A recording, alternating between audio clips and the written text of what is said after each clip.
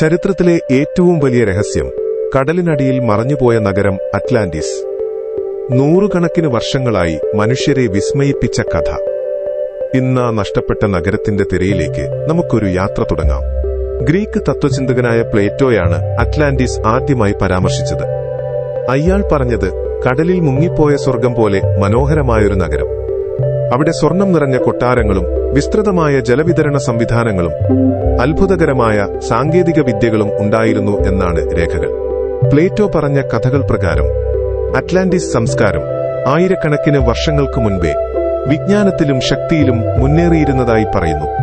കടലിനടിയിലൂടെ പാതകൾ, അശേഷമായ ഊർജ്ജസ്രോതസ്, അത്രമേൽ വിസ്മയിപ്പിക്കുന്ന നഗരം.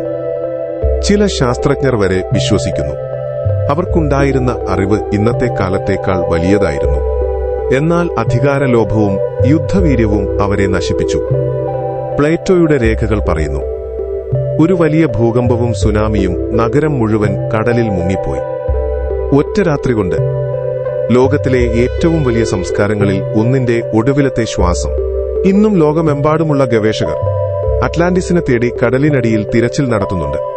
അറ്റ്ലാന്റിക് സമുദ്രത്തിലും മധ്യധരണ്യ സമുദ്രത്തിലും കരീബിയൻ കടലിലും പോലും കടലിനടിയിൽ കാണുന്ന ചില അവശിഷ്ടങ്ങൾ, അതായത് അറ്റ്ലാന്റിസിന്റെ ഭാഗമാകാമെന്ന് ചിലർ കരുതുന്നു. എന്നാൽ ഉറച്ച തെളിവുകൾ ഇന്നുവരെ കണ്ടെത്താനായിട്ടില്ല. അറ്റ്ലാന്റിസ് വെറുമൊരു കഥയായിരുന്നോ?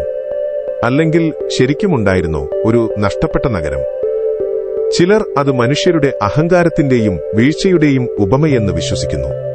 പക്ഷേ മറ്റു ചിലർ ഇത് യഥാർത്ഥത്തിൽ ഉണ്ടായിരുന്നുവെന്ന് ഉറച്ചു നിൽക്കുന്നു. ഒരു കാര്യം ഉറപ്പ്, അറ്റ്ലാന്റിസ് ചരിത്രത്തിലെ ഏറ്റവും വലിയ ചോദ്യങ്ങളിലൊന്നാണ്. മറഞ്ഞുപോയ നഗരത്തിന്റെ കഥ ഇന്നും നമ്മെ ആകർഷിച്ചുകൊണ്ടിരിക്കുന്നു. ഈ വീഡിയോ നിങ്ങൾക്കിഷ്ടമായെങ്കിൽ ഒരു ലൈക്കും കമന്റും കൊടുക്കുക. കൂടുതൽ പ്രാചീന രഹസ്യങ്ങൾ അറിയാൻ ഞങ്ങളുടെ ചാനൽ സബ്സ്ക്രൈബ് ചെയ്യുക. അടുത്ത ചരിത്രയാത്രയിൽ വീണ്ടും കാണാം.